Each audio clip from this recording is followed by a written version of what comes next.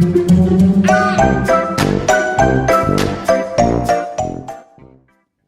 guys, Sandy here and welcome back to the channel. Today I am playing with some Brutus Monroe products. I have the Farmhouse Florals paper collection. I have two different stencils. One is a Slimline stencil and one is a mixed media stencil. And of course I have some Velveteen Glazes in Beautiful Blush, Fresh Kale, and Happy Heather. Now I am going to be scrapbooking these two photos today. And if you guys have not seen many of my videos, you would not know, but I have a thing for Disney trash cans. I just think that they are awesomely themed. These are the trash cans that are in the Indiana Jones ride queue. So let's see what I can do. So I'm going to start out with my paper pad, and I am working on top of the mixed media mat. Now this mixed media mat is definitely well loved. As you can tell, I definitely love playing with the mixed media. So I'm taking this floral stencil and I am just spreading over some Velveteen Glaze with kind of a, I don't know the technical term for this palette knife, but I call it my glaze palette knife. I use it for any kind of glazes that is not glitter. And I just find that it's easy to spread. So I go ahead and pull that off and we're gonna let that dry. And Velveteen Glaze is a beautiful medium. I have said that it's like flock but hard, and I know that that's kind of hard to understand until you've actually used it. My friend Crystal of Pineapple Papers knew exactly what I was talking about after she got some of the Velveteen Glaze and realized that it feels like hard flock. It definitely has a little bit of a hard flocked texture, and it does dry matte. So now I am using the Slimline stencil with some of the green color, which the official name is eluding me right now, but I will have everything linked down below in the description.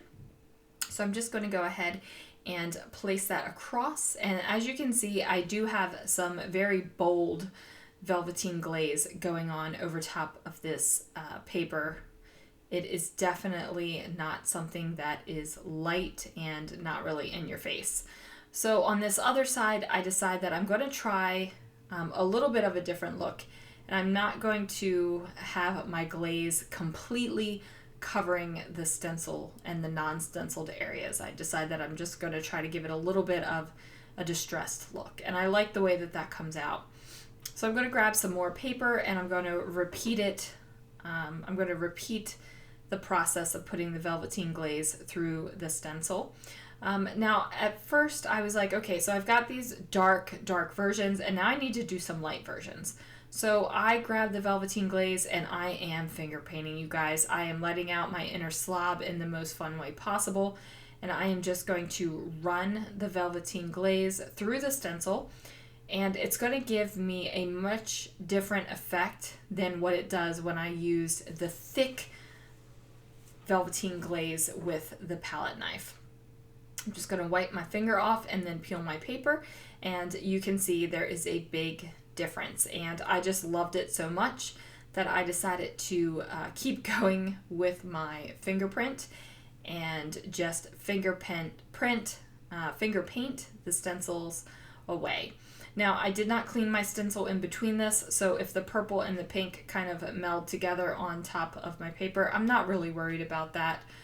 All of the colors are in the paper, so it's not like a big concern that I'm going to put something on there that's going to clash. Because the purple, the pinks, and all of that are, like I said, in the Farmhouse floral papers.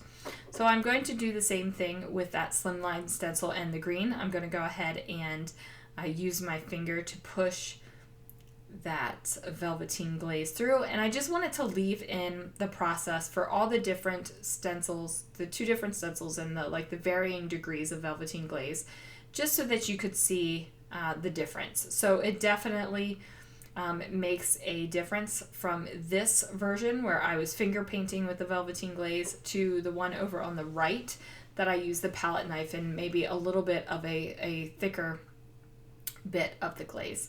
So I'm really loving this, and then what's going to happen is I'm going to put these off to the side to dry, and then they dried, so I decided to go ahead and fussy cut this big floral out of the paper pad. And I'm just kind of rough cutting around some of the edges. I decide not to leave in the kind of frondy, like palm frond, grassy type leaves that are sticking out, and I'm just going to go ahead and cut around the pieces that I'm going to leave in. And that's a trick for fussy cutting. You don't have to cut out every single teeny tiny detail when you're fussy cutting. You can just like cut those off. They don't even need to be there. So I just trim it out a little bit, and then I'm going to go ahead and figure out that I'm going to lay my floral over top of the white space in my Disney trash can photo. Now I am taking my Velveteen Glazed papers, and I'm just trimming them down. I think I trimmed them down to 2. I feel like I trimmed them down to 2 inches so that I would get 3 full bits. So I went ahead and did that, and then I went ahead and trimmed out some of the papers that I also did not put stenciling on, just because I want to be able to have some sort of break in the design. Now I have this khaki colored cardstock, and I also have a white sheet of cardstock, and I'm going to go ahead and, well, I thought I was going to go ahead and mat my photos. I think I am. I'm going to go ahead and mat my photo. I'm not using my normal trimmer. It's because it's upstairs and it's not readily accessible because, you know, I'm too lazy to walk up the stairs to go get it. So I'm going to figure out where I want my photos to go and like which photo I want on the left and which photo I want on the right. At first I thought I was going to have the double trash can on the left, but I didn't like the way it looked with the floral, so I just maneuvered that around. Now I'm going to go ahead and build my background, and I'm kind of doing this by sight. I'm not really measuring anything. I'm going to take each of these 2-inch strips, and I'm going to just lay them on a diagonal here. And I'm working to make sure that I'm not getting the same colors right next to each other. I want to have a little bit of variety in my diagonal stripes. I want to make sure that you're going to be able to see the stenciled bits, and I want you to be able to see the ones that also don't have the stenciling on it, because I think even though this is a very busy background, it's a very busy layout, having those pieces of paper that don't have the Velveteen Glaze, really that's just giving your eye a break, because this is a lot to look at on this layout, you guys. Like I know it is. Just know it's a whole bunch.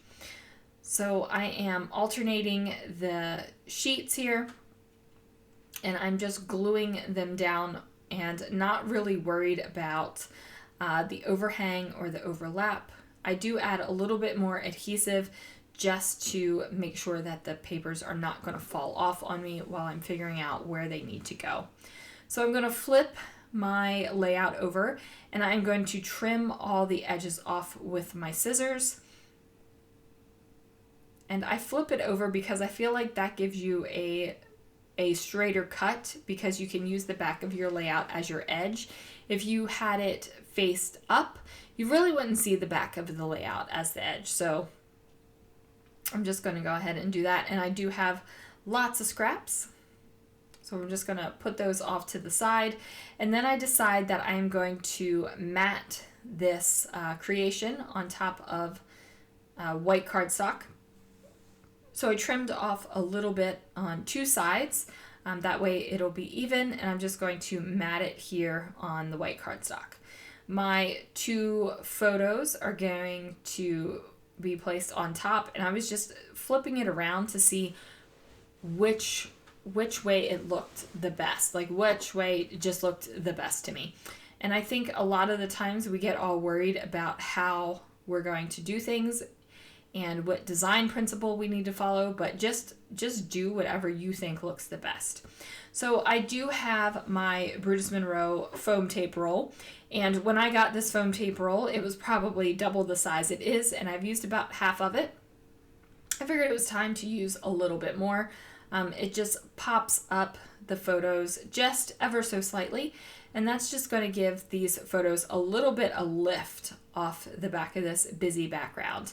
So there is, I'm covering up a lot of real estate of the photo with the florals, and there is a lot going on in the background. So I just needed to separate the photos from the background a little bit, and in this case I did that with just a little bit of pop-up from the foam tape roll. So I grabbed some stickers from my stash, and these are chipboard stickers, and I'm just trying to figure out where I want to put them, because I'm not going to do a whole bunch of embellishing on this layout, you guys. There is a lot going on in the background, so I definitely don't need to add a whole bunch of embellishing. So I am going to use this gold little bit that says love, and I'm also going to spell out Indiana Jones, because like I said, these are the trash cans from Indiana Jones. Now let me talk about trash cans for a little bit. Some of you might not understand what a Disney trash can is, and you're probably looking at this and going, yeah, that's not that great. But what you need to do yourself a Google search on Disney trash cans, or you need to check out my Disney trash can playlist on my YouTube channel. If you're watching this on the Brutus Monroe channel, my personal YouTube channel is Steak Goddess. I will have that linked down below just so you can check out the Disney trash cans. So I have a healthy obsession with Disney trash cans. I just think that they're super fun and they're themed, and I just like to document them. Documenting them makes me happy. So that's where the Indiana Jones comes from. These are the Indiana Jones trash cans. And they might not be as super cute as some of the other trash cans, but it definitely fits into the jungle theme of Indiana Jones, and I can definitely appreciate that. I throw a little doily up on the top just to give it a little bit of something, and then I'm going to go ahead and place the date in the same kind of font that I used down at the bottom, and then I realized that it wasn't 2019, it was actually 2018. So here it is, you guys, a couple of close-ups. Thank you so much for watching, and I will see you again real soon for another video.